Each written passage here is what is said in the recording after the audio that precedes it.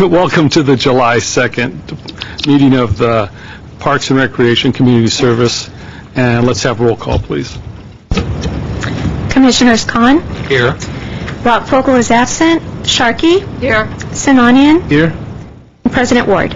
Yes, President. Okay, let's start out with introductions and presentations. Okay. The agenda for the July 2nd, 2008 meeting was posted on the bulletin board outside City Hall and on the City of Glendale's website on Thursday, June 26, 2008 at 1 p.m. Under introductions and presentations, we have the proclamation designating July 2008 as Parks and Recreation Month. And I will call up Karen Fries, who does our display out there. I don't know if you saw the display downstairs in the foyer, but it is July is Parks and Recreation Month. Okay. Karen? Hi, thank you, President Ward, Commissioners. Happy July. I can't believe it's July already. July's Parks and Recreation Month is celebrated nationally, and at the council meeting on Tuesday, June 24th, Mayor Draymond presented the Parks, Recreation, and Community Services Department with a proclamation designating July as Parks and Recreation Month here in the city of Glendale. Each July, the department coordinates the display for the City Hall lobby, and I'm sure that you all saw that coming in this afternoon. This year's display committee included Sean Toro, Mark Sturdivant, Pam Cook, Walter Alvarez, Brittany Bellotti, and myself. The theme this year is Where Fun Has No Barriers, and focuses on our Club Maple and Get Fit programs for developmentally disabled adults, and it also highlights such planned facilities as the Mountain Dew Trail. And we invite the Commission and the community to visit the display and then to also help us celebrate July's Parks and Recreation Month by attending our events and activities this summer. And for a full listing of our activities, you can visit our webpage, and that's www.parks.ci.glendale.us, and go to our Summer Leisure Guide brochure. Great. Any specials planned for the month for the kids out of school now?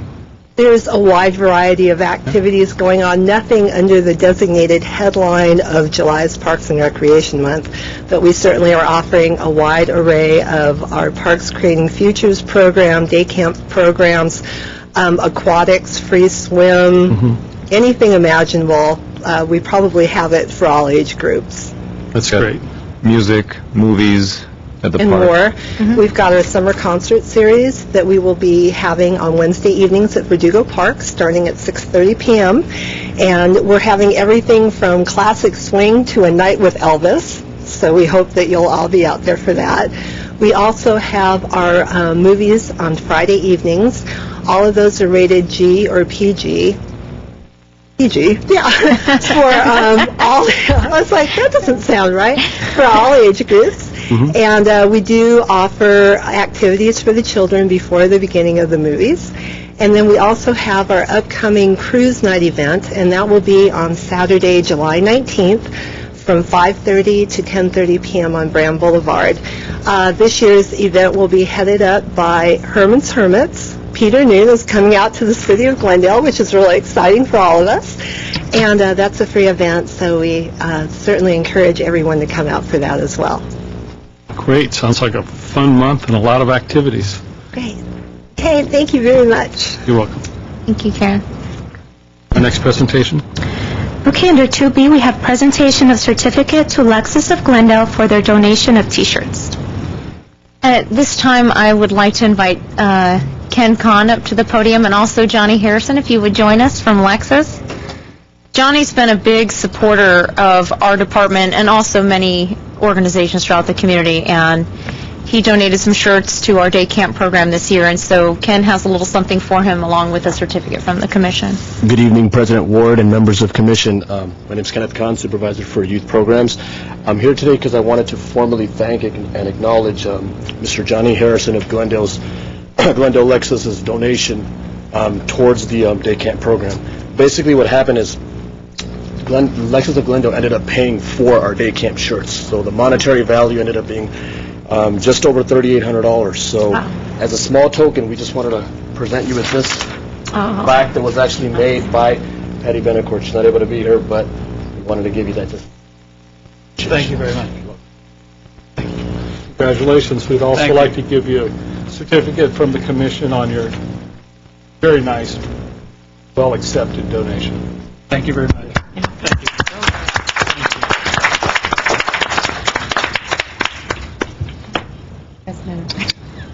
He's the next one, Oh, at the same time? I like Don't this sit dealership. Under 2C, we have a presentation of certificate to Brand Boulevard of Cars for their 2008 sponsorship of Cruise Night. And once again, inviting Johnny Harrison to the podium.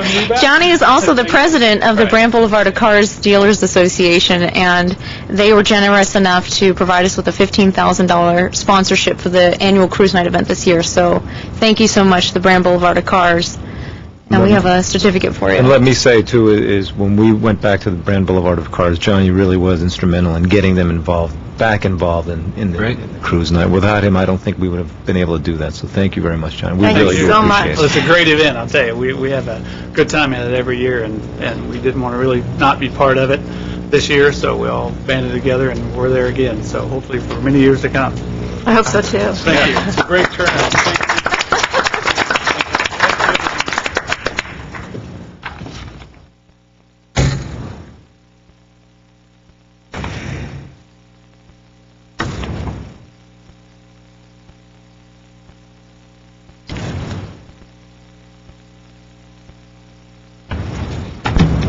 Next on the agenda is oral communications. Discussion is limited to items not a part of this agenda. Each speaker is allowed 5 minutes. The commission may question the speaker, but there will be no debate or decision. The director may refer the matter to the proper section for investigation and report. Okay, we have one speaker card, Hank Sheets. I'm sorry, I may have butchered your name there.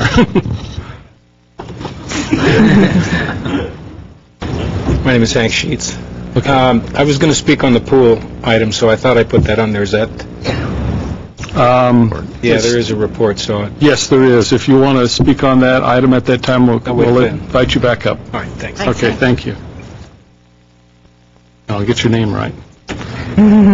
Okay, let's move on. There's no more oral communications. The minutes. Okay, under consent items, we have approval of the minutes of the commission regular meeting held on June 4th, 2008. Okay, if members have had a chance to review them? Yes, I am. Yes. We have a motion to approve. Sure, I'll make that motion. I'll second it. Okay, you have roll call, please. Commissioners Khan, Yes. Rockvogel is absent, Sharkey, Yes. Sinanian, Yes. and President Ward. Yes, they look in order. Okay, let's go on to our business agenda. Under action items, we have proposed sports fees. And what I want to do is preface this by saying I think everyone knows the budget situation that we're all facing at this point, and we've taken a number of cuts in positions, so we are down to bare bones at this point. So we're looking at, like every other agency, I think, looking at recovering at least some costs for doing business, and some of that is field maintenance and time on fields. And as a result, we've looked at some fees, and I'll turn this over to Brittany to make some recommendations on some fee increases for our fields. And with that, President Ward, members of the commission, we have a number of fees in your packet that we're proposing this month. I do want to reiterate, these are fees that were not included in our previous fee schedule that we brought back in March. These are fees that we're currently bringing forward to offset operational costs associated with doing business. The first grouping of fees are associated with the sports complex and the adult sports leagues. The first item on the report is field and league fees, and what this is mainly associated with is that we have had a number of behavior issues, and also we've had a rash of vehicle break-ins at the sports complex, unfortunately, and we have had to provide security guard and additional staffing to help to monitor the parking lots now in addition to the fields.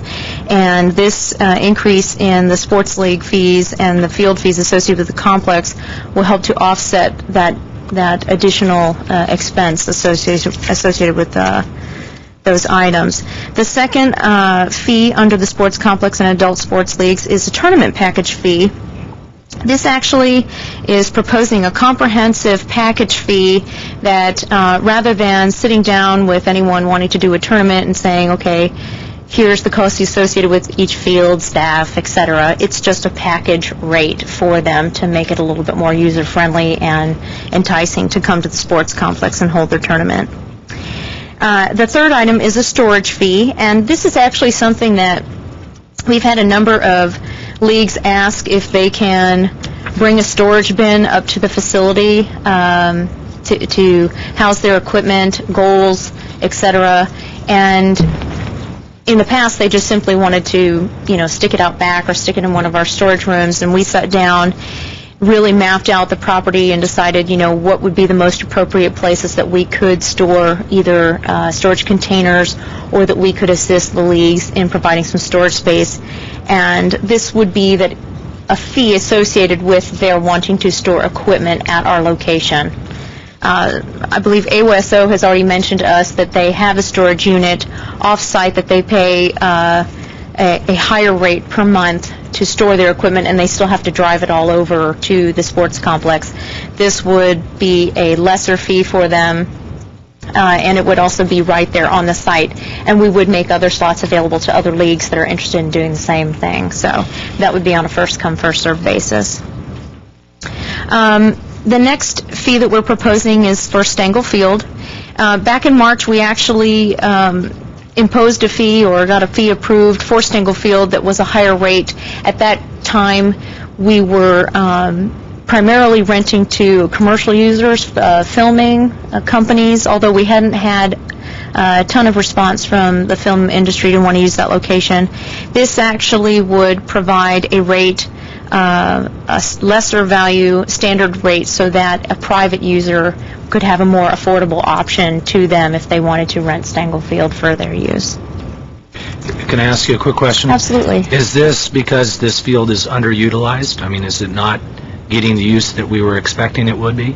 Well, we have had good utilization of the field, but obviously there are more options for private user groups to use the field. But when they looked at the standard rate that we had, I believe it was upwards of $75 an hour, so it was rather high.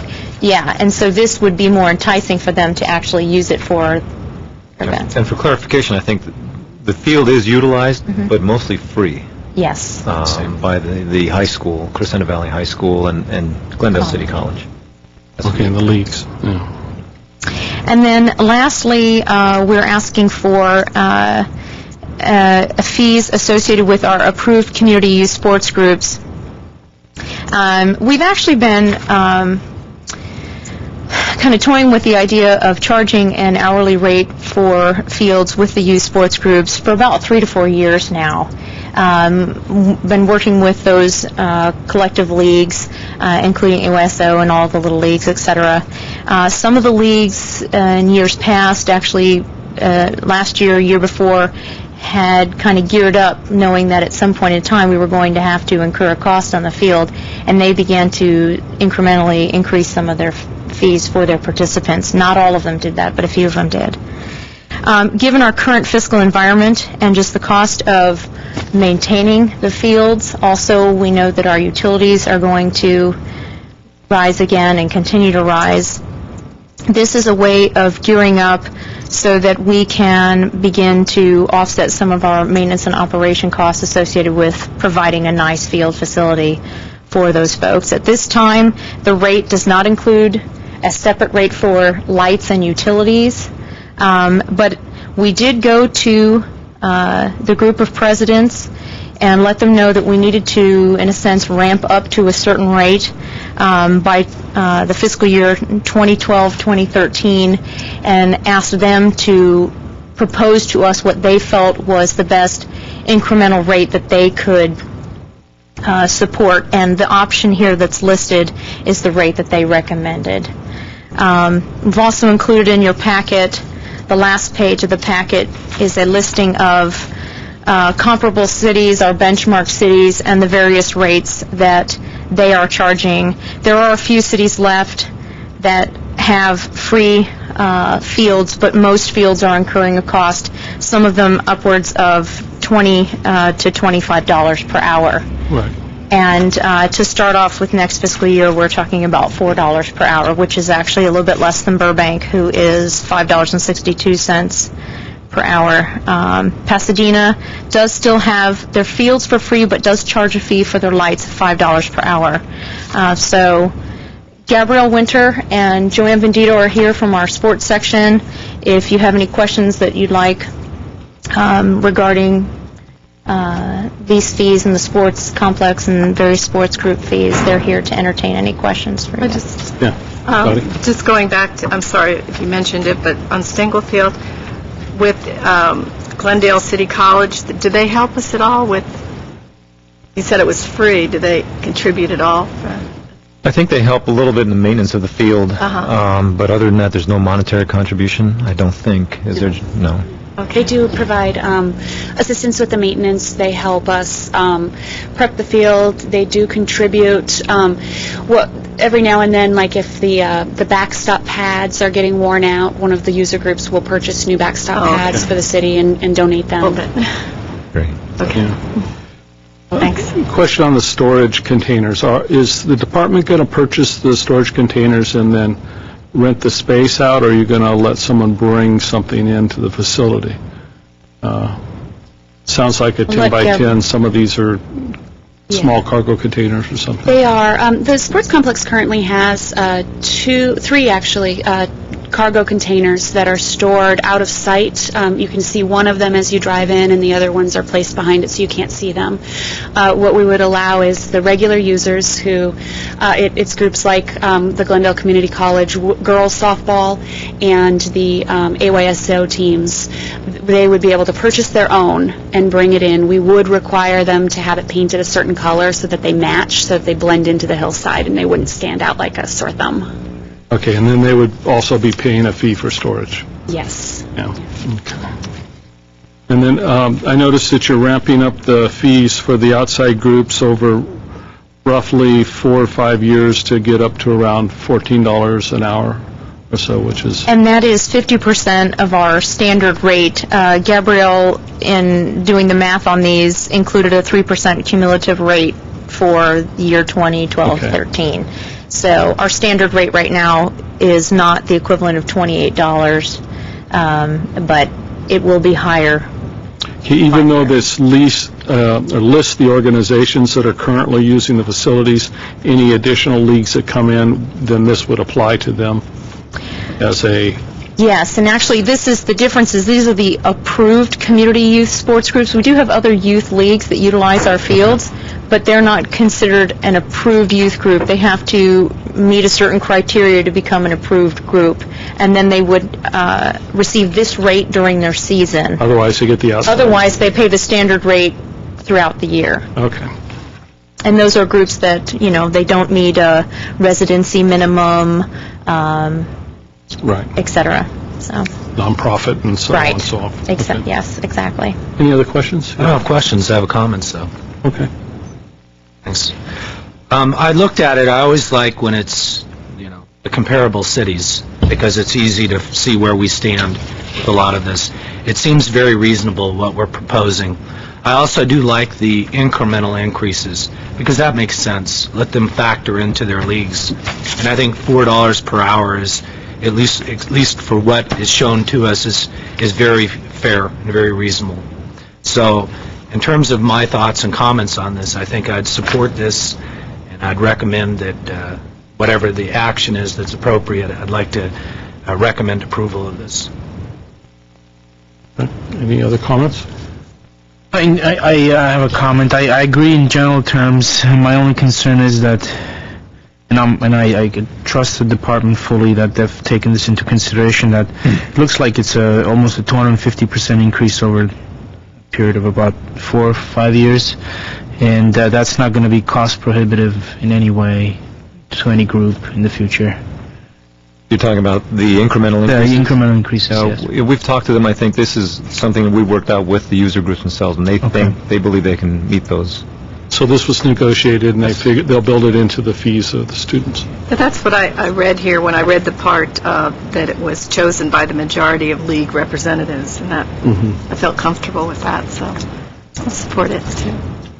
Yes, we wanted to make sure that they felt comfortable with the ramping up, that we, not that anyone is overly excited about having to pay, but unfortunately just the economy, our current fiscal environment, we really don't have much of a choice at this point in order to maintain our levels of service, provide nice fields, and so it's just the cost of doing business, unfortunately. We do provide great fields. Yeah, and we're not sure where the budget's going to be next year. So this does help us gear up for next year. We did some scenarios where we looked at 5%, 7.5%, and 10% potential cuts, and they impacted some of the field staff. So this would at least help us if we end up having to cut next year as well. Does it, I know in the comparable cities, it used the use of the field, and then it separated out the lights. And you were mentioning at this point that the lighting was not factored in, but at some point you may be looking at that as well. Is that a big dollar number? Is that also something that these teams and leagues should be starting to plan for? Well, we did actually, like I said, as far as even 3 or 4 years ago, tell them that we may get to the point where we have to charge for lights. What we told them right now, I think we have been trying to work with them and hold back on doing anything like that unless we absolutely have to.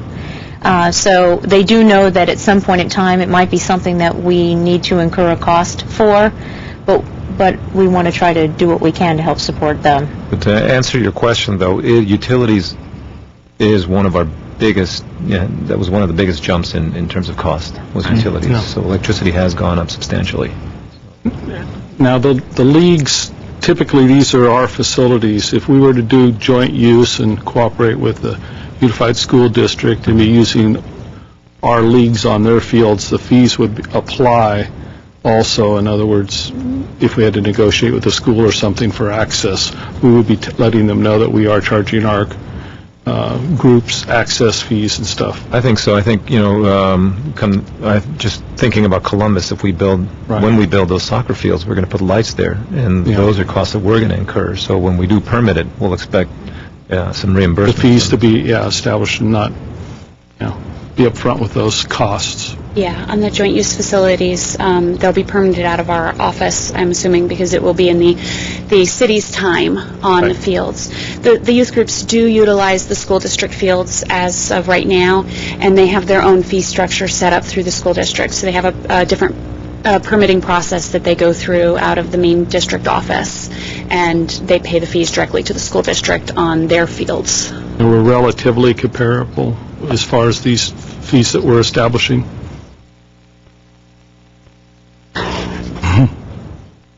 We believe it's $5 an hour that they charge them. Currently? That's what we think it is, yeah. Yeah, okay, because they're... They have been doing some changing with fees, so we're not sure if it's a free rate or a $5 rate. And it has to be a nonprofit group, and it has to be a youth group. Yeah, the same qualifications that we're using. Okay. They do charge Similar. for custodial hours as well at their facilities, and typically for weekends and evenings they charge an overtime rate for their custodial hours. Okay. So it's a little harder to know exactly what the per hour cost is compared to us, but I know that it's a $5 charge plus custodials. Okay. So we're not far off?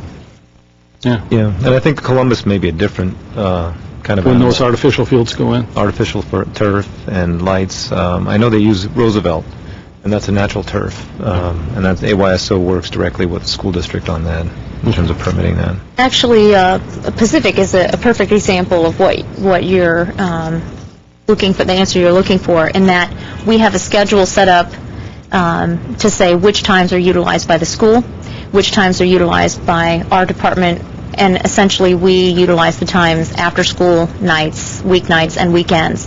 And so the rates that we have for those fields are the rates that the public pays during those times. If someone were to come in and use the multi-purpose field during the time when the school would typically have it, then their rates would apply. Okay. And they would permit it through the district as well. Okay.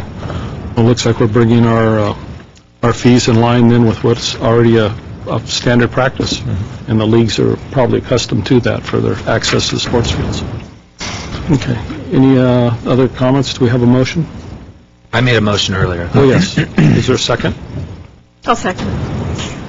Okay, a roll call on this action item? Commissioners Khan, Yes. Brotvogel is absent, Sharkey, Yes. Sinanian, Yes. and President Ward. Yes, I concur. Very good. And I see these take place September, correct? Yes. All right. Okay, next item. 5B is reports for information only. The first one is Pacific Park Pool Project Community Meeting Update.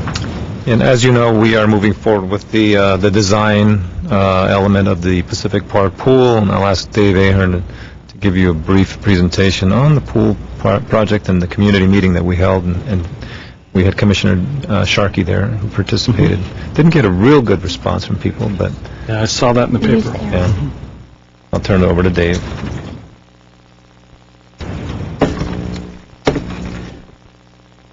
Chairman Ward, members of the Commission, I'm Dave Ahern, Capital Projects Administrator. We're going to briefly go through a PowerPoint presentation very similar to what we used at the Pacific Pool Community Meeting on the 21st of June. And the first slide's already up, so we'll, I guess, launch right into that. So in the first slide, you may see some familiar faces out there on the plaza deck in front of Pacific Park. Let's see, what our second slide? Second slide shows you the location of the project, where the school is, off Pacific Avenue, and the proposed area is, for the pool, is where the existing tot lot and plaza area is at the southern section of the site. This very busy slide shows you a number of things that already happen on this site, and some of these become opportunities and some become constraints for the project. On the site already are, as you know, is the school and the community center, also basketball courts, a ball field, a tot lot. Some of those things are highly used, and so those, although they're great assets, they become constraints in looking at what you can do on the site. The basketball court, the existing maintenance facilities become facilities that we wouldn't want to move and then have to spend money on rebuilding and then taking money away from the existing project. And you wouldn't do away with them because they're so necessary and so well used. So they limit your areas. Other areas, as to the right of the slide, is the existing entry plaza, which really doesn't get much use, and so there's an opportunity, and as you'll see later, that gets utilized for the new tot lot as we propose this project. So we went through, these are not our father's swimming pools anymore. Things have changed in the aquatics environment as we've learned. Competition pools were really swim teams, water polo, a little bigger facility, and probably a narrow segment of the overall user population, but very intense and dedicated subscribers to those programs. And so those are the types of facilities that they like. But they can also be used for other activities. Here they're doing kayak racing and that, so they're getting a little more utilization out of an otherwise very large pool. Spray and splash features that they didn't have when I was going to swimming pools are really popular now, and as you can see, they really get a lot of use. And here are just some of the things that we've seen on our tours and also in the consultants' work. And these things get lots of use, and they can be designed, if you have the space, to work with the pool itself. And they tend to be really popular. Really popular. Slides are a whole segment of the pool fun activity arena in and of themselves. So as you see, these things can be incorporated to work with the pools. Here they have a combination pool where on the left side of the screen you see the classic competition area. On the right side it's more recreation, aquatics, aerobics, splash activities, things like that. And the competitive swimmers really don't want the splash and spray getting in the way of their exercise. They're pretty serious about their swimming. And this is another one where you see they've incorporated these water play features into the more of the recreational aspect of the pool as well. So this really brings a diverse group of people to utilize these swim facilities. Here's another look at it, and you see again a competition component and then a play splash component. And this is at the end of the workshop. This is kind of not this design exactly, but this two components seem to be what folks wanted in their facility. And there's kind of the mother of all slides in swim facilities. Don't know if that'll get through design review.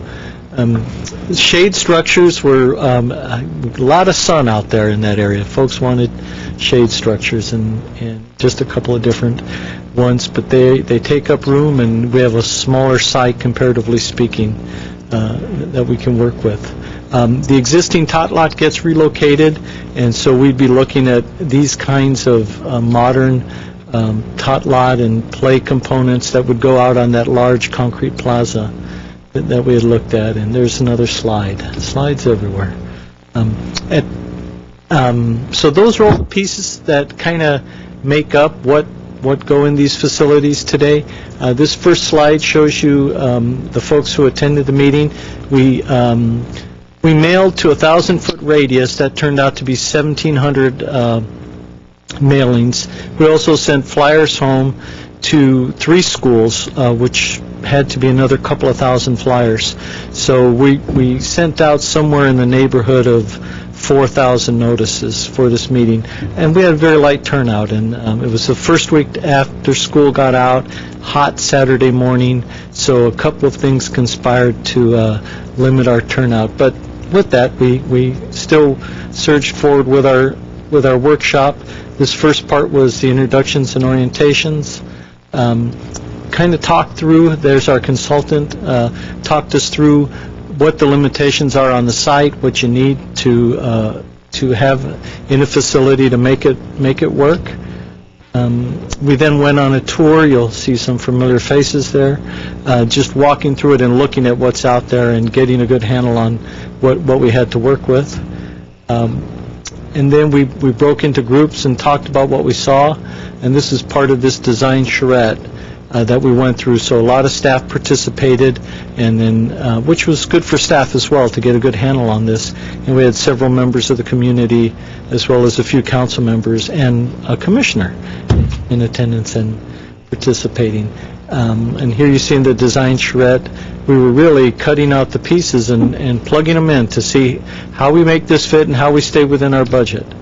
And we came up with kind of a top three likes. The nice site, good size, seemingly needed in that community, and a good location.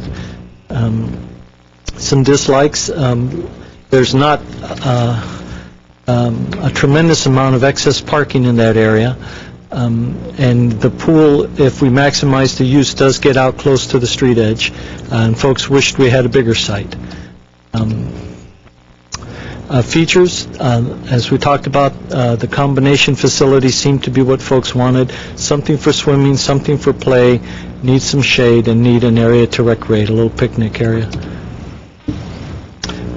Here are our cutouts where we put together our design. We had 3 groups. Each group put together their design, and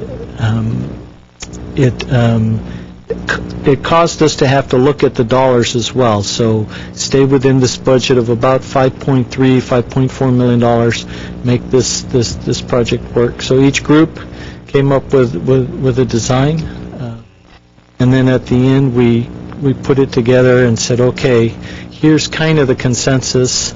We need a pool facility, room and restrooms and lockers. We need some shade.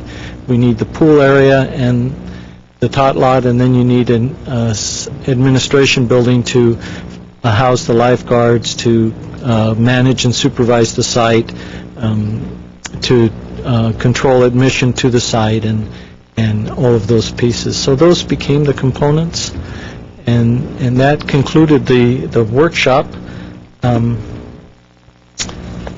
We were there for a couple of hours, and we had a lot of staff. We were geared up for a big turnout. We didn't get that, but it was the first step in reaching out to the community. And of course, we are putting a pool in, not taking one out, so I think folks probably felt pretty good about that and thought seemed to hear from some folks, yeah, my neighbor got the flyer, go do it, hurry up, put the pool in.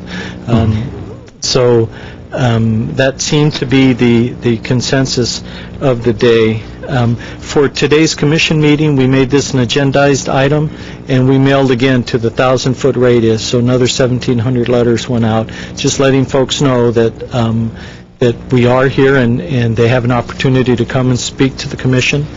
We don't have a final plan for the commission to look at and make a recommendation on today, so this is just an update for information. As we move forward with these concepts, we'll bring it back to the commission for the commission's review and recommendation to the council. So that kind of wrapped up our day. It was a busy morning. A lot of work went into it from staff, and we were ready to translate in 3 languages, and so it was a good staff effort, and I think we were really ready. One thing that really impressed me was the consultant said low turnout means people are happy. You know, they show up when they're on.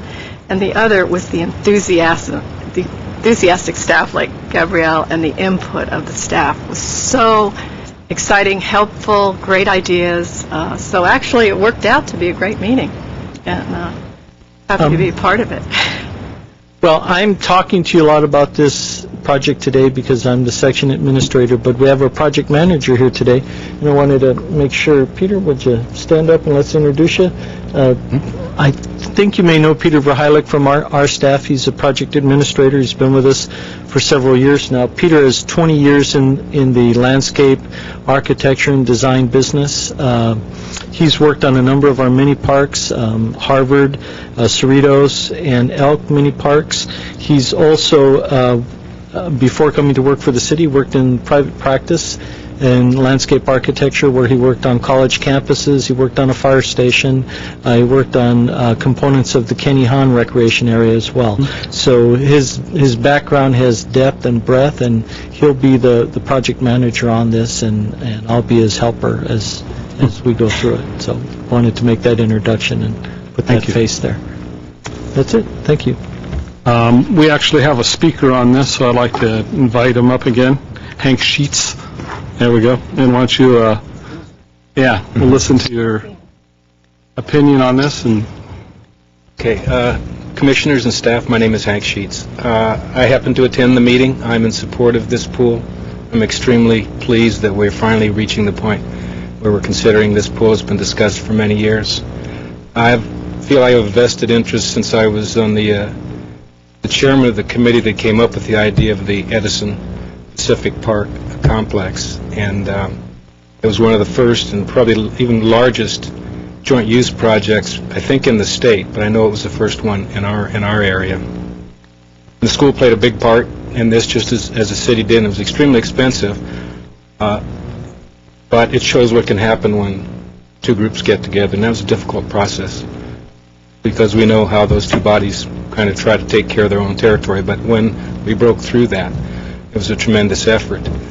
But I think that was an important part of how we got so many people involved. It took a while, just like this session a couple weeks ago. There wasn't a lot of local turnout, but the people turned out very enthusiastic. They're well informed, and they can't wait for this to happen. And I think that would be a consensus of anybody in the community. What was really special when we did the community center, the schools, in being part of this project, talked to the teachers talked to the students talked to the parents came and talked to the teachers, and eventually, after numerous meetings, we had much of the public come and participate in choosing and interacting with the people planning the park. And I think that component would be important to the pool placing of the pool, because even if they just don't care about the details, they do want a pool. And a lot of the people locally, if we could just make them in some way feel part of the placement of this pool, have a say in it, make them aware when something's happening. And the other thing I would say is whatever we need to do, let's make sure the funding doesn't go away or doesn't change. I know at times when that funding's sitting there, other people see it and want to get their hands on that money. So we need to push the project hard. It's a wonderful project. When we put this community center in, we had to make the pool go away. There were a lot of reasons for that, but we always intended that pool would come back, and it's going back in a perfect spot, and it won't take long for that pool to be utilized to the extreme. So it's a good project, and I'm in support of it. I'm glad we're going there. Right? Thank you. Thank you very much. We have a couple more speakers, I think, that came in. Teresa Rodriguez, your brother, come on. It looks like you helped participate and you want the pool. These are two of our community members who came out to the meeting on Saturday and gave us some really good feedback, and they wanted to provide a little bit of feedback. They're here today to support the pool as well. Great. I wanted to know, like, for example, like, it's going to be, like, a great idea to put the pool because I go to the school of Cerritos. They just made, like, a park last year. It only has sprinkles, so I think it's, like, a great idea because we need a pool in our community. Good, good. And I wanted to say that I would like a water slide because in theme parks, you have, like, to pay for, like, playing in the water, and since I guess it's going to be a public like pool place, we could play there it's going to be a lot of fun. It's going to be for free. Yeah, great. Also swimming lessons. Make sure you get out there and swim in the deep water too. I'm with you. I like those slides. Me too. Yeah, I do too. Well, great. Okay, well. Okay, thanks for coming. Thank you. Yeah. Thanks for your input. Maybe we could ask Dave if you could give us an optimistic timeline of what we see before us before the kids get a chance to get wet. I was just making notes on the slide. You want the splash park and the slide. It was one or the other. I think it was both. 3 stories. To the rescue comes Peter Verheilek, our project manager. Maybe Peter can give us a timeline. Peter. President Ward, Commissioners. Our anticipated schedule is that the project would go out to bid next summer of 2009, and that it would take approximately a year to construct, so somewhere late 2010, 2011 possibly. Okay. And then you're going to bring in a design consultant to actually put the nuts and bolts of all the features into it so you can look at the different options of slides and splash parks and lap pool. Correct. Actually, that consultant is already online. Okay. Our contract only goes through the conceptual stage, and then we have the option of extending their contract through design development, construction drawing, and construction observation. Yeah, I just know that since the keyhole was gone years and years ago, and I think City Commission and Council, everybody's, waiting for a pool. We're going to try to accelerate this as much as possible. Yeah. It'd be really nice to be able to bring it along before too many generations of little ones don't get an opportunity to learn to swim and splash. Great. We're going to do our best. Comments? Yeah. I have some questions, and I'll look around Peter to see who answers. There was as part of the presentation there was talk about, I guess, challenges or whatever the correct term was, and one was parking. And I guess the question was, I know that there's a large parking lot to the west, if I got my orientation correct. Is it the parking being directly adjacent to this facility, or is it parking in the area that people are saying is deficient?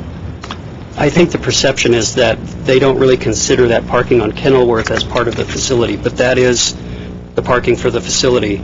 And a parking study has shown that we actually have adequate parking, but I think people when they think of a pool right here, they think that there should be a parking lot directly adjacent to it, and the site just doesn't allow for that. Let me add to that. I think part of the issue, and it came out during the discussion, I think Hank may have been the one actually even brought it up, is there's so many things going on at that site. It's just one more thing, and the fear is that may kind of overtake the site or overwhelm the site. So we have to look at that. There's a library there, there's a community center there, there's soccer going on at some points, Little League. So how does all that stuff work together with the pools? One of the challenges that we'll have. That's the part. The other question, or questions that I had related to, there was also a comment about the proximity of the pool to the street.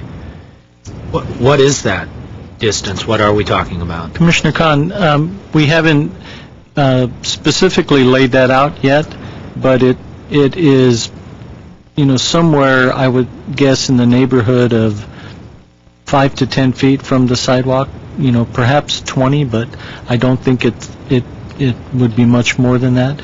So it's a site that if we're going to maximize the use of it, we're going to have to bring these elements out near the sidewalk, which in some sense, since there's so much concrete already out there, it will soften that area, and relocating the tot lot to the front will green it up as well. But it doesn't leave a lot of empty space. Yeah, and I think just adding to that, some of that is deck. You have to build in a certain amount of deck based on the pool size, so that deck probably will be pushed out to the street more than, or closer to the street than you'd probably like. But and of course, it would be fenced in. I mean, it's a self-contained facility. It's just that there won't be a lot of buffer. There won't be large buffer plantings. Is that off of Pacific or off of Kenilworth or both? Off Riverdale. Riverdale, excuse me. Riverdale. Yeah, off Riverdale. So off Pacific, there's a very buffer. Yeah, there'll be a buffer approximately, I would guess, around 50 feet or more. Because that's the busy street, obviously. Right. Kenilworth probably doesn't get... And we'll green that up with the tot lot. Right now, as you know, it's a concrete plaza, and they had previously had other design components for that were never developed. So we'll green that up with the tot lot, and then bring the pool out, and then probably get some landscaping in there to soften that piece up. So what is the next step then? What happens next? Commissioner Khan, glad you asked. Trying to help you out. Now that we're completing our second public meeting on the pool today, we will reach out to the existing pool users in the recreation program. Ms. Bellotti has a large group of folks that use our pool programs already. I was just speaking with Gabrielle, and she said they are sold out in their swimming subscriptions. And so we're going to reach out to them, inform them of this, and make that our third piece. Then come back with a consensus plan, bring it forward to council, and get direction on design. And that'll be really at the point where we know what the key elements are, what the budget can tolerate, what can be allocated, and then move forward with development drawings. So I would suspect we'll reach out to the pool users group over the next 6 weeks, and then bring this back to council probably within 2 to 3 months. Is the concept of is it a seasonal pool, or is it going to be heated in an all year-round pool right now? We haven't identified that yet. We've discussed it, and it's a cost consideration. Yeah. And so we'll put it in as an option, and then look at the operational costs. And that's one of the driving factors of this is the budget. And we're really looking at two budgets. There's one budget to build it, and then another one to operate it and maintain it. And so depending on what you design, we could be looking at a budget, a maintenance and operations budget of $400,000 to $500,000 a year, up to $1 million a year, depending on the size. And things like heating would really be a big energy cost of this. Well, the design function, you can make sure maybe if it's a year-round pool, that the lap pool is what's used for competition through the schools and other aspects, and maybe the splash part and stuff is seasonal, so that it would be enough of a buffer that you could focus the energy to maintain one of them. Sure. Those are things, I think those are things we'll have to take a look at, and how much does it cost to put the heating element or heating unit in and to operate it. Yeah, then joint use with the schools or something. Right. Yeah. Offset the cost, maybe. I have a question. Yes. Now, where are we with funding on this, or is it too premature to talk about funding? The council has allocated $4 million primarily in CDBG funds, and then we're slated for another allocation in the 09-10 CDBG budget, and that'll get us up to about $5.4 million. Which is the projected? That's the budget that we've been working with, and so that gets you probably 3 to 4 swimming lanes and some splash and spray. If you wanted something larger than that, then council would have to look at that and identify how could you fund it, and then again, how can you maintain it and operate it. Or you could go with a simply swimming pool and not the splash and spray and slides, and that would give you probably a 6-lane pool, just a rectangular pool. But we'll see. At this point, it seems the consensus is that folks want that more recreational aspect. So I think that's what we'll bring forward. We can design it for Phase 1, Phase 2 or something, at least have the infrastructure for the add-ons and fundraise. Maybe we'll get somebody who'll donate a slide or something. We have a very able grant writer among us, and we're really putting pressure on Mark to come up with money. Yeah. But if you design the infrastructure for the pumping and everything, yeah. Great. Any more comments? Well, actually, now that you brought that up, I was reading in Parks and Recreation, the magazine we get, and New Jersey Governor John Corzine actually was ways to fund the park, get money for the parks, and he came up with the idea. And I think you brought this up once, among the proposals are corporate sponsorships. So, you know, we could have just like nice kind of little plaques around the pool and things like that. Increasing park fees, which we've already done, and local governments and nonprofit groups, so to help out. So, you know, maybe when you brought up, I even thought of that with the Duke Magian, you know, just have little plaques with corporate sponsors. Nothing big, but anyway, possibilities maybe are endless. And we have some ideas internally also. Yeah, you had maybe brought up some naming rights, ideas, things of that nature. Yeah, things move even on. some additional money somewhere else. But we can't say how much, but Okay. Very nice. Thank you. All right, thank you. Peter. The next report on the agenda is the Rockhaven update. Okay, and I'll do this, and if Brittany will help me with the PowerPoint. As you know, Rockhaven was purchased by the city recently for $8.2 million, and we give you, I don't think any of you have been out there so far, and what we're going to do is schedule dates so that you can go out there. I think you can only go 2 at a time. You can't be all at Rockhaven at the same time, so we're going to have to schedule where we get 2 and 2. And then 1. Here's some photos that we have. We'll start off with where the site is and what it looked like before, and we can show you what it currently looks like and some of the work our guys have been doing at the site. As you know, it's located on Honolulu Avenue, along Pleasure Avenue, and it's all of the parcels in yellow. And right as of this point, I think there are about 15 buildings on site and some patio area and some really neat features to the site. And it's 3.5 acres. Yeah, it's 15 buildings. Here's how they're situated. Here's some early year photos. And comparing this to what it currently looks like, there's a stark difference. Because these are really some neat photos of Rockhaven and what they look like.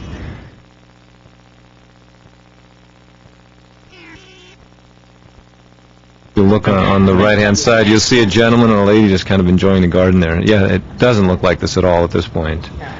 This is really is neat like this. Like a resort. Yeah, it does look like a resort. But I think they look like to be in the 50s or 60s. You know.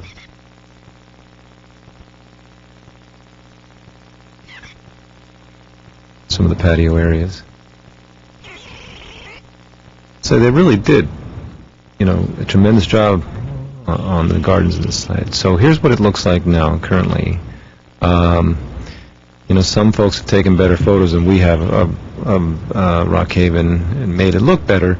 But in reality, there's some real issues here at Rock Haven before we allow anybody in. There's some trip hazards, just a lot of cleanup that needs to happen before we allow people in. This is some of the industrial, not resident industrial, but the convalescent home area of the site. And some of the chairs were literally left there. As we took a tour, literally lives, it was almost like people kind of disappeared. And their clothes were still there, pictures of families and things like that. It was really eerie. There is a commercial kitchen there that may need some work in a lunch area. Here's, I think this is one of the big oaks that may need to come out. It is out. It's gone. Yeah. If you can see, there's a pole kind of holding up the oak right in the middle there. That's right. I make mental notes. Right there. Yeah. And this is a form of art. I think it was faux wood or something like that. It's actually concrete to make it look like wood. And apparently that was kind of the style back in a certain era. There's a lot of that. Here's a little bridge like that as well. Here's some of the tree work. West Coast Arborist came in and removed a number of trees. Gary, how many trees you recall how many trees they removed? They removed approximately 20 trees. Maybe 18 or 20 trees right now. Yeah. Took them down to the stump, and another part of their company came in and took the stumps out. We currently have our contractor in there removing a lot of the brush, clearing the brush, and cleaning up the site. As you'll see, there's just a lot of work on the site at this point.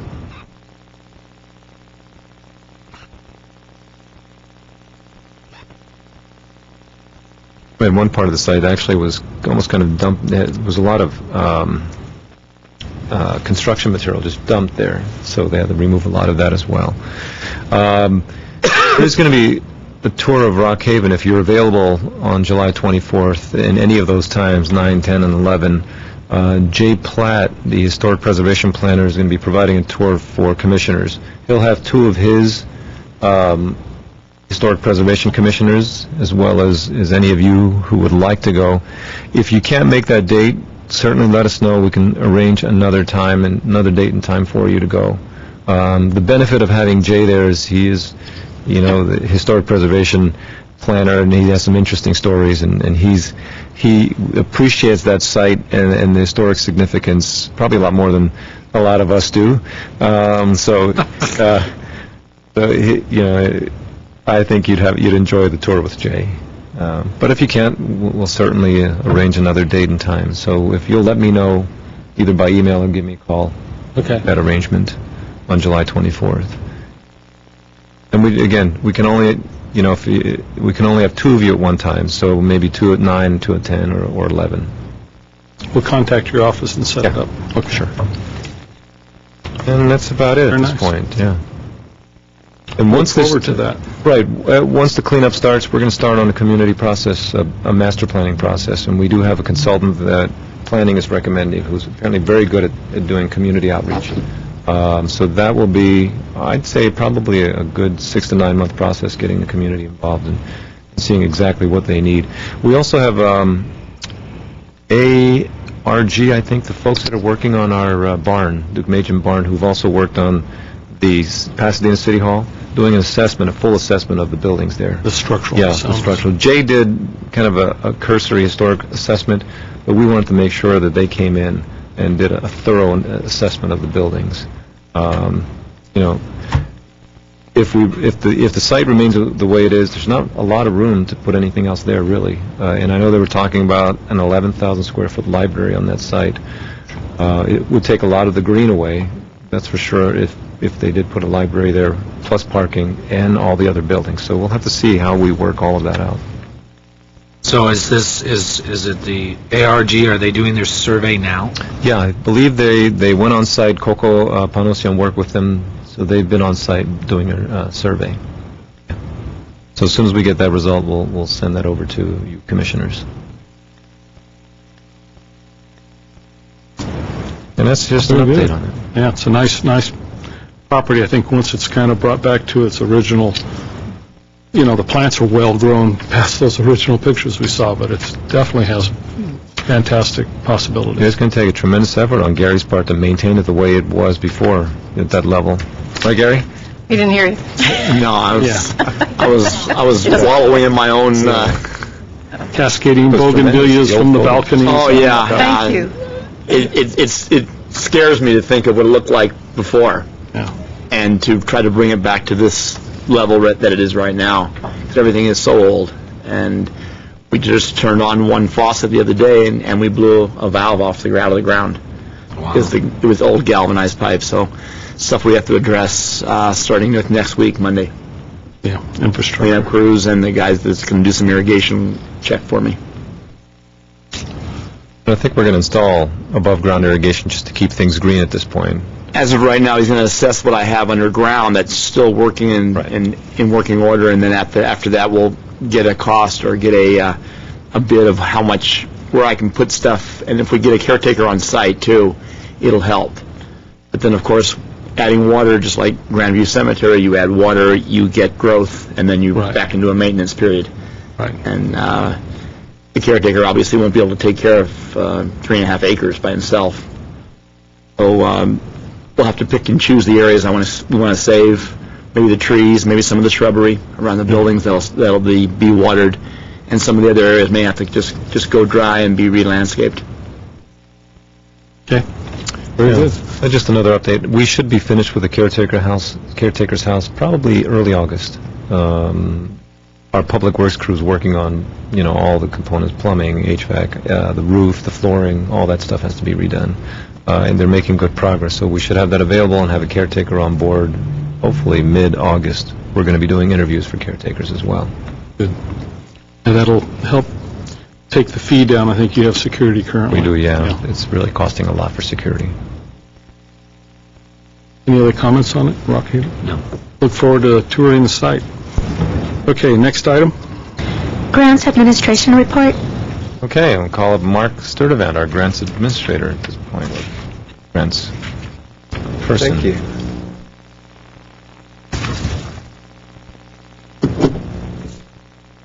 Good afternoon, President Ward, members of the Commission. My name is Mark Sturdivant. I'm a Senior Administrative Analyst for the Department.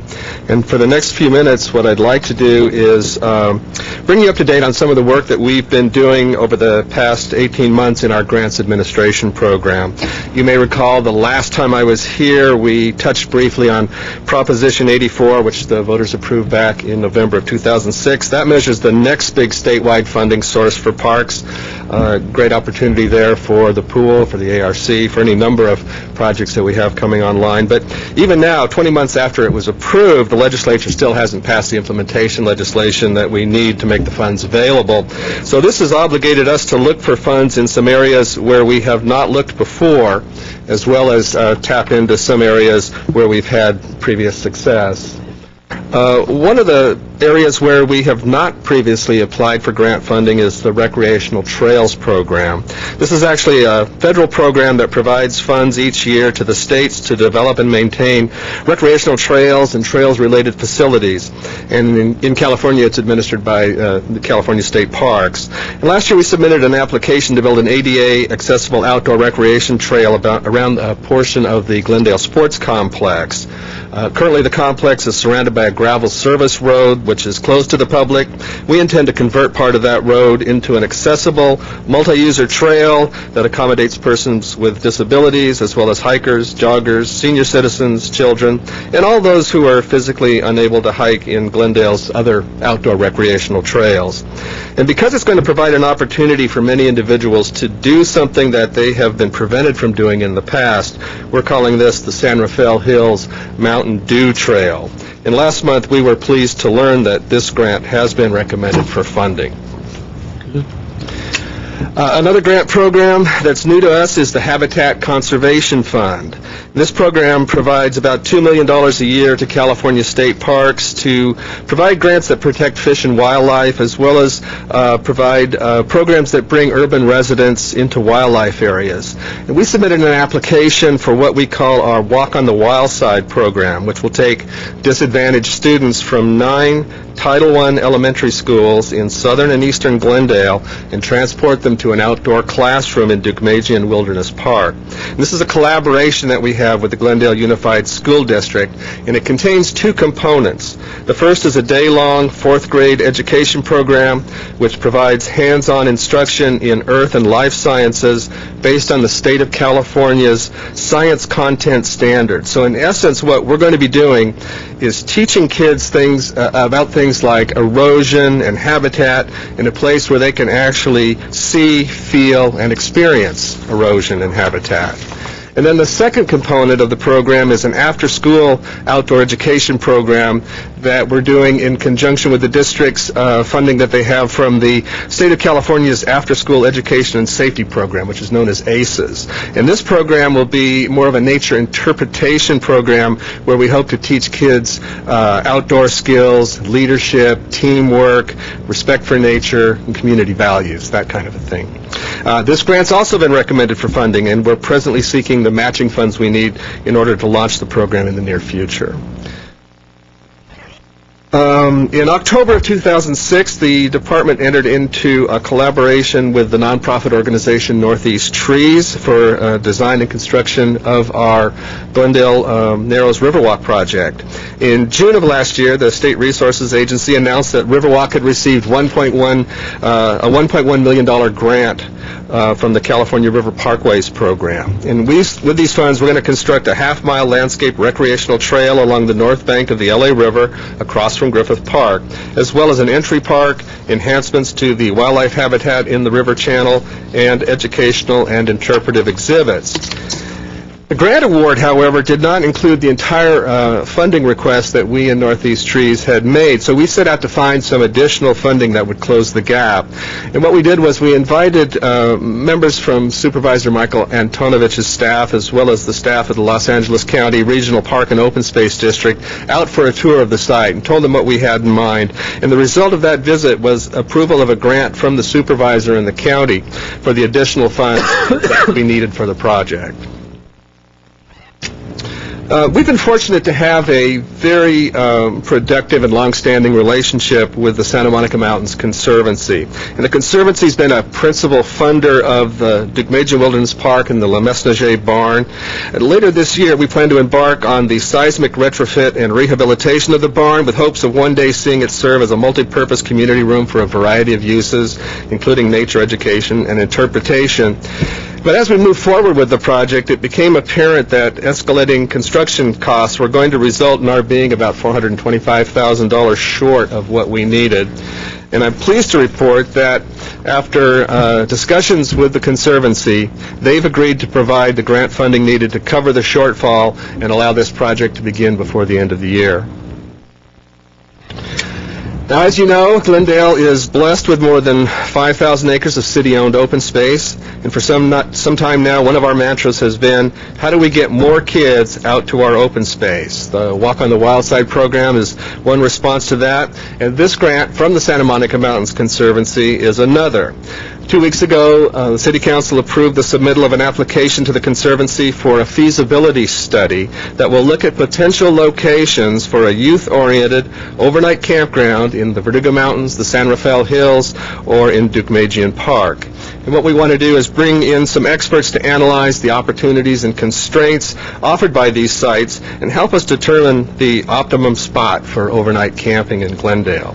And while this application still needs to be approved, we know that providing public access to wild areas is a very high priority for the Conservancy.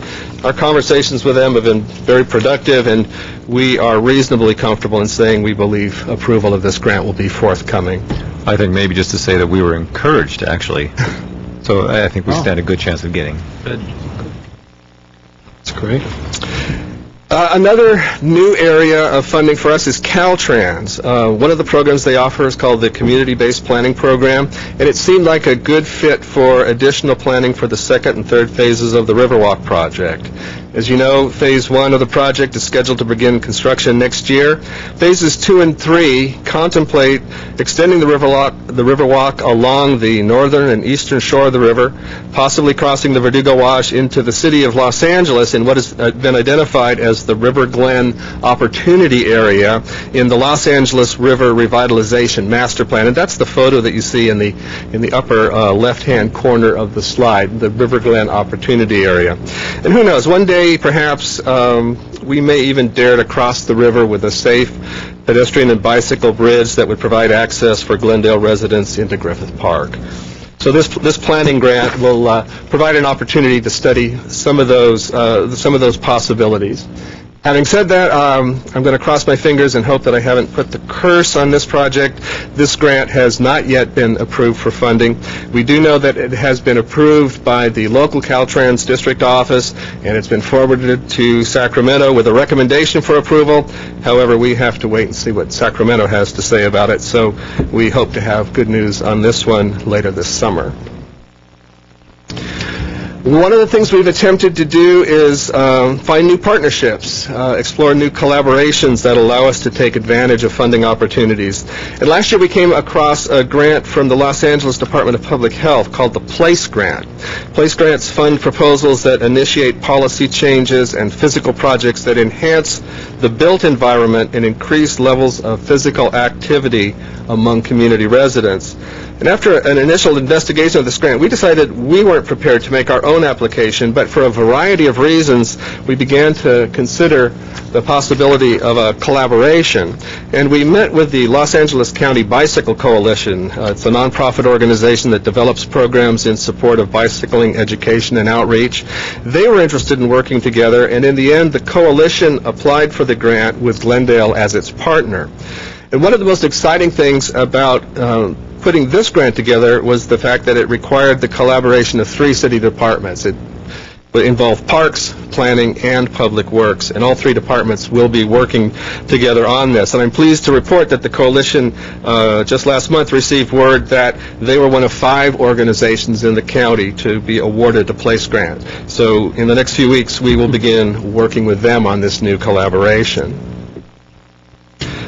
This is just to give you a quick box score of our grant applications over the last 18 months. As you can see, we've had some success. If you count the Caltrans grant, which hopefully I have not cursed, we've been awarded just under $1 million. And if you include the PLACE grant, which technically isn't ours, but which is going to benefit the city of Glendale, then the amount goes up to about $1.3 million. Well, all of those slides cover the fun part of being the department's grants administrator. Everyone is always excited about the money that comes in. What's forgotten about is the aspect of the job that involves administering the grants that we have. And this slide shows the grants that we are currently administering. And by grants administration, what I mean is that I work with George and with Dave to make sure that the projects are completed before the grants performance period is over, that the progress reports are submitted to the grant funder on a regular basis, and that the payment requests are submitted when necessary. In March, we finished our restroom renovation projects, finished them on time, and we were reimbursed for the cost of those projects. That's the Prop 12 per capita grant you see on top there. And this involved going through all of the costs for the projects, determining which costs were eligible for reimbursement, submitting those costs to California State Parks, arranging for site visits with State Parks staff to view the completed projects, and ultimately receiving the reimbursement from the state. Next month, we'll begin the same process on the Shoal Canyon ball fields, and then we'll be turning our attention to our Prop 40 projects, including the Pacific Park Pool and Maple Park, our county Prop A grants, which will go towards the construction of the Adult Recreation Center, and a previous $1 million grant from the Santa Monica Mountains Conservancy for the Le Mesnager Barn. And of course, as new grants come online, then we add them to the list of those that need to be administered as well. And finally, let's turn to the future. We're exploring a number of possibilities. Not everything you see here will necessarily come to fruition, but some will. Of course, Prop 84 is high on the list. It contains, among other things, $400 million for local and regional parks, $100 million for nature centers, and $90 million for urban greening. And we had hoped that we would be working on the Prop 84 grant applications at this time. And now we know, or at least now we hope, we will be working on them this time next year.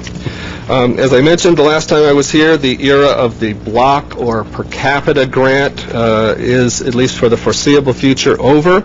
All of the Prop 84 money will be competitive. Meantime, among some of the new ideas we're exploring is a relationship with the Glendale Community Foundation to establish a fund or a series of funds which would allow residents to make tax-deductible donations to the foundation, which would benefit parks. And the first one of these is presently slated to be a Duke Magian Park Fund, but the opportunity exists for any number of specified funds to be put together for the benefit of parks. We've had some discussions with our Housing and Community Development folks regarding park funds that are in Proposition 1C, the housing bond, and we're not sure which project will work best for this. It might be Duran Gardens, might be something else, but there is a potential there for good interdepartmental collaboration for these funds. The U.S. Soccer Foundation has some interesting opportunities which we may attempt to take advantage of, particularly as we move forward with the soccer field at Columbus Elementary School. And finally, there is the construction of what is known as a Miracle League field. And this would be a baseball field covered with a synthetic rubberized surface that would allow children with disabilities, those in wheelchairs and walkers, to play America's pastime in a way that a field made of dirt and grass does not allow. And we haven't decided really what approach we will take on this, the city's budget situation being what it is. It may be that we reach out to the community as our funding partners and see if this isn't a project that all of Glendale can embrace. That's my presentation. I apologize for its length, and I'd be happy to answer any questions you might have. I have a question about the foundation. You said that you're putting it together for Duke Magian, but is it going to be a nonprofit foundation that people can donate to for basically parks and recreation through Glendale, and then within it there'll be different categories for different projects that the money could be earmarked so that it goes to that project? That's not quite the way we're setting it up. We decided to go with the Duke Magian Fund because it was something simple, we thought, and easy to put together, and it's specifically a Duke Magian Fund. I think the approach that the foundation would like us to take, and that actually works pretty well for us, is that these funds would be specified so that you would have maybe a Duke Magian Park Fund, perhaps a Pacific Park Fund, a Miracle League Field Fund, that kind of thing, as opposed to one overall parks fund with separate sub-accounts. Yeah, I don't know if it's a, 501(c) with a board and all that stuff. Sometimes once you set that all up, to set it all up multiple times, it's easier almost to set it up once and have different availabilities within it for specific projects, and then you don't have to reinvent the foundation. I think this is the Community Foundation is a 501c3. They are, so. and I understand what you're saying is that one fund is sort of a one-time cost only. It's something we can explore. It's not something that we have talked to them about, is doing one fund with sort of separate subcategories. Yeah.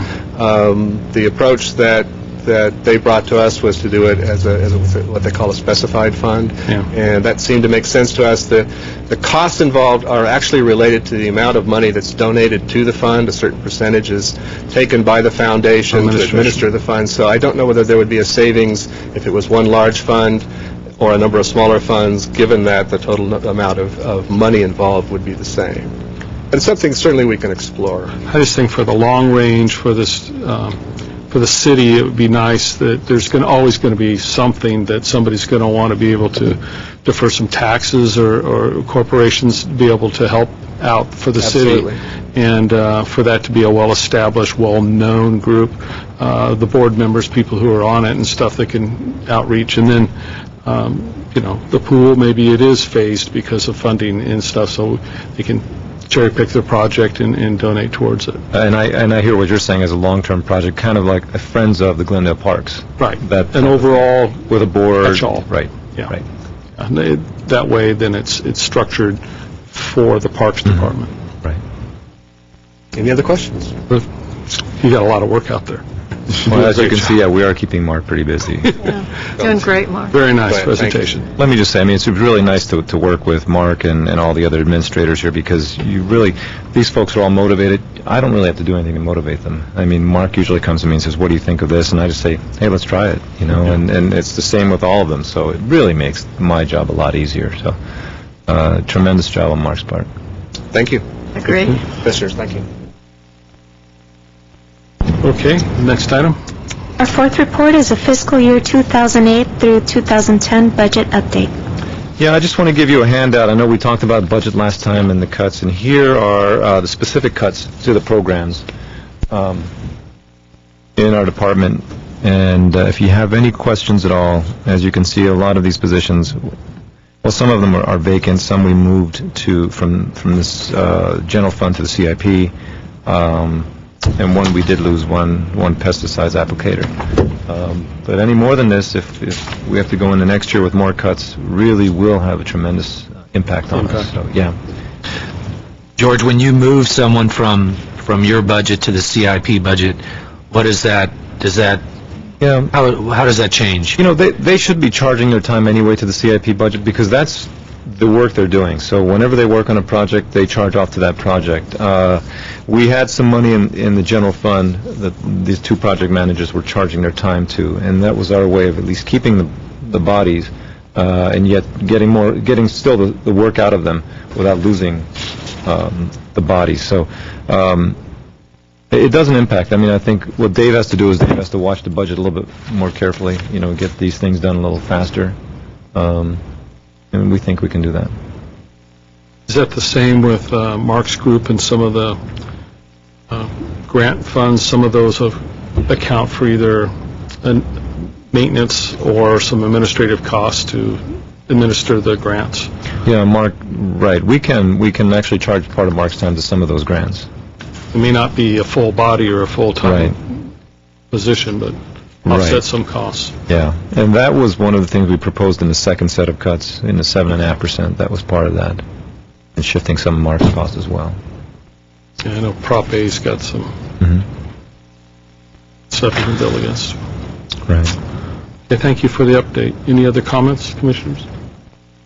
Okay, next item. Next, we have the monthly activity reports. The first is the Recreation and Community Services report. Well, President Ward, members of the Commission, this month's monthly activity report, unfortunately, is rather dry. It's a lot of statistics, but what is exciting about this month, Karen covered a lot of the territory in her July's Parks and Recreation Month presentation. Again, we just have a number of really exciting events and programs going on out there for the public. I've got some neat little business card-sized calendars of the movies, the concerts, the theater in the park, so I'll make sure each one of you gets one. We also have them available for the public at various counters. But, don't forget, we have our day camp program going on. We have our summer aquatics program, as Dave and Gabrielle both mentioned earlier. Our swim lessons are full already. Can't hurt to get on a waiting list, though. You never know. Things come up. Schedules change. But we do have lots of recreation swim available for the public. And, our community centers are open as well. I do want to let you know one thing that we're going to start doing new for the upcoming fiscal year, and largely in part due to the fact that, the fiscal environment that we're in forces us to kind of examine some of our revenues a little bit more. So for a little bit of a change in my monthly report, normally we include the civic revenue, but we don't really address expenses connected with the civic operations. Since we do have two major facilities that are both solely funded by the Enterprise Fund, our Civic Auditorium and the Glendale Sports Complex, what we're going to do this year is, rather than just simply provide you with some revenue numbers, Gabrielle Winter from the sports complex and Laura Dian, our supervisor over at the Civic Auditorium.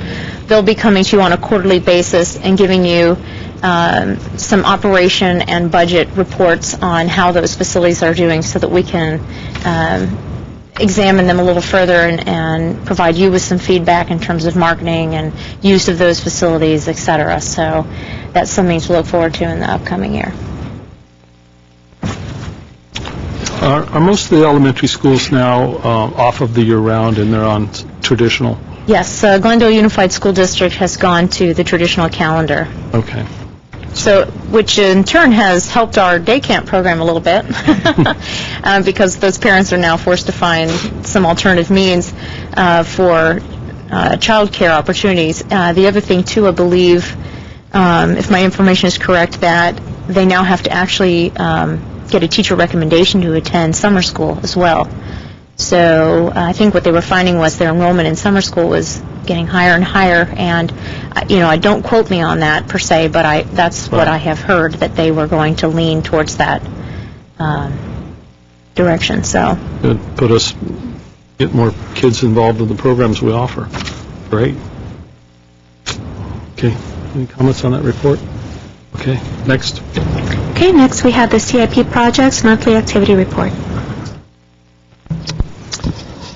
Chairman Ward, members of the Commission, I think one of the exciting pieces of CIP that we get to talk about is the completion of projects. And so one that's coming to completion right now is the Shoal Canyon Ball Fields.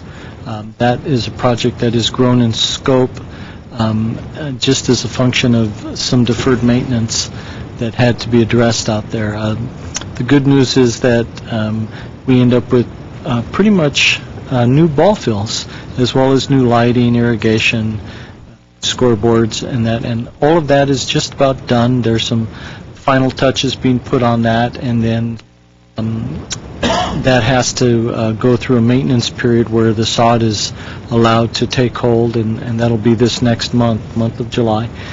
And the recreation staff will be putting that facility back into service in September, and we'll be working with the recreation staff and you folks on the council to organize a ribbon cutting for the reopening of the ball fields. So that'll be a fun time, fun part of the job. And our project manager on that, Shahan, really first-class man, has done a really fine job with limited resources, along with Gary's folks and Gary, to really bring something nice forward in terms of the quality of the work field. Glen Oaks Park is continuing to head into the home stretch, and they are wrapping that project up, so we should see that building go back into service in September. Another project that expanded its scope as we began to open pieces up, found more pieces that needed work. So fortunately, we were able to find the funding and address that, and that's a project that, when complete in September, will give the community many more years of service now. A lot of work going on at that park, and I'll tell you a little bit about that. Dunsmore is the other one that's under work, and that'll be done in October, and that's going to be the inside of the building with the restoration of the existing vaulted ceiling that had been covered up. It's just a tile vaulted ceiling, but becomes really a striking room now with that brought back to life. So, and we'll have grand openings for all those facilities. So you'll be in for about a party a month in the fall. So we want to get on your social calendars early. We're also getting out to bid on projects.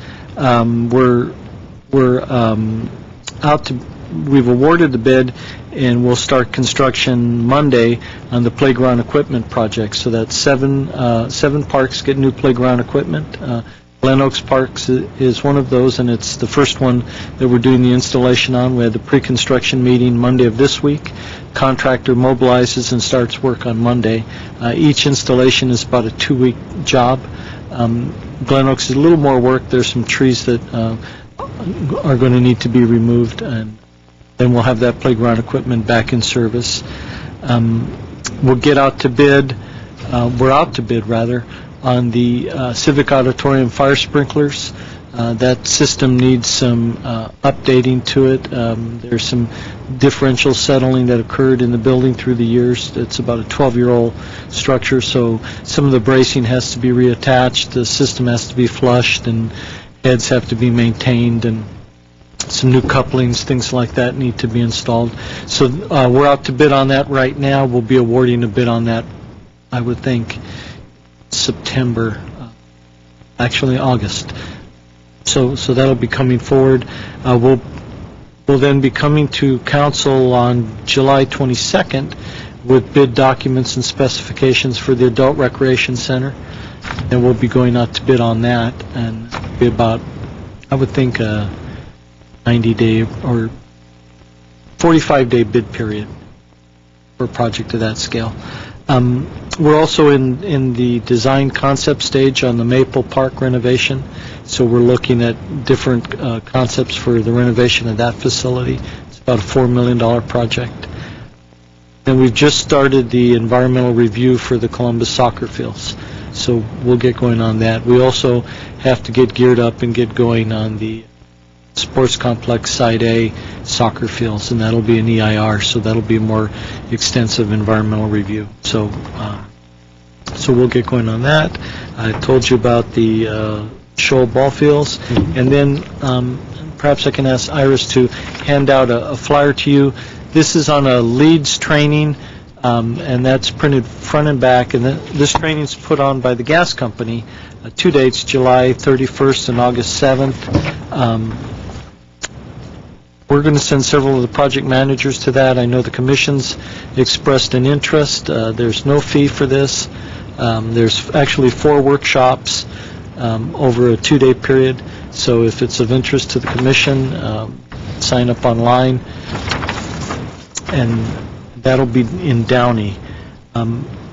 Locally, staff took a report, joint committee of many departments took a report to the council this week on green building issues, and our staff representative, Aga Kasabian, is working with Water and Power and Planning Department, looking for some grant funds to then put on some local workshops here that the commission would, of course, be invited to. So in the interim, here's some workshops that are available to commission members, and we'll have that other series set up internally, and we'll get you in the loop on that as well. And that's pretty much it for CIP this month. If the commissioners would like, maybe just give us a call, and Iris can probably get you set up in terms of registration, if that makes it easier. The July 31st and the August 7th, those are the 2 dates. And are you going to have, you're going to have staff that are attending these? So maybe if we can't make some of these, they could bring back information for us? Yep. Because I think that'd be great. Yeah. Absolutely. It's very nice. Any other comments of Parks Service report? Next, we have the Park Services and Park Rangers monthly activity report. That would be me. You'll notice in your booklet or packet of my area that you'll see a lot of the words pruning and trimming. A lot of that was done when that hot weather hit. Everything just exploded. And I'm sure you had the same problem that we had. We couldn't keep up with it fast enough. The stuff just overgrew, the equipment overgrew, the people overgrew the time. The contract areas were getting out of hand, and the contractor had to go out there. He worked a couple Saturdays, as a matter of fact, which they don't normally do, just to catch up with that. The worst part of the whole thing was the snapping of the branches on Glen Oaks Boulevard and certain parks. The liquid ambers don't respond well to the real hot weather, and we had branches.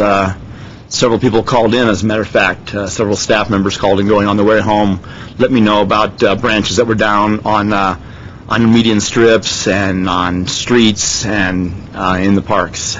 We had the contractor, I think he got behind. One reason was because he had to pick up all the branches and chainsaw it out before he could even mow the lawns. With that said, we did get a couple of large projects, or a couple of large ones done. We did clean the upper two ponds of the Friendship Garden, the pond, the Japanese tea house, for the koi. We're replanting the koi, or replanting the pond up with water hyacinth to help the pond get back into balance. Once you clean the pond, it tends to get out of chemical balance for a while. The other one was they did a new block wall up at the Wilderness Park. The BR crew demolished the whole wall, and they went from the ground up, put up a brand new rock wall for them up there. Next month, or next time we meet, I will have the compilation of the Glen Oaks caretakers demolition. I've got start to finish pictures of those to show you. It's something the staff doesn't normally do, but they had a fun time doing it. And they're just about completed. You'll see what it looked like to begin with, and you'll see what it looked like now. And even we'll be taking progressive pictures throughout the next 3-4 weeks when we take out the concrete and everything else. It's a quite dramatic change. So I'll have those next time we meet. Look forward to that. Okay. Any comments? Okay, now we have commission and staff comments. Any commission comments or our next meeting? And staff, George? Yeah, several things. One is, in August, we are scheduled to go dark, so there Yeah, I won't be a noticed meeting. next meeting will be in September. Okay, and I'd like to give these to you. These are trail training and maintenance. There's a couple events going on. One is on July 12th, 8 a.m. to 10, Duke Major Wilderness Park. Folks can learn the basics of trail construction and maintenance in a classroom and field setting, and they can help repair the rim of the valley trail with the park. So tools, snacks, and drinks will be provided. So if people are interested and are watching this, July 12th, 8 a.m. to 1 p.m. at Duke Major Wilderness Park. And also on July 26th, starting at 7:30, there's going to be a ranger campfire program, and it's entitled Water Everywhere and Not a Drop to Waste. Again, it's at Duke Major Wilderness Park, and folks can learn about water conservation and the effects of a sustained drought, and then hear about the developments in water supply to our region. They'll have songs, skits, smiles, and s'mores for everyone. S'mores. Wow, that'll bring us. I love those things. Water's a big issue, I know that, so it's something to attend. Okay, any written communications that we received? No, we have none. Okay, any other comments? No. Okay, looks like we're going to adjourn about 4:40.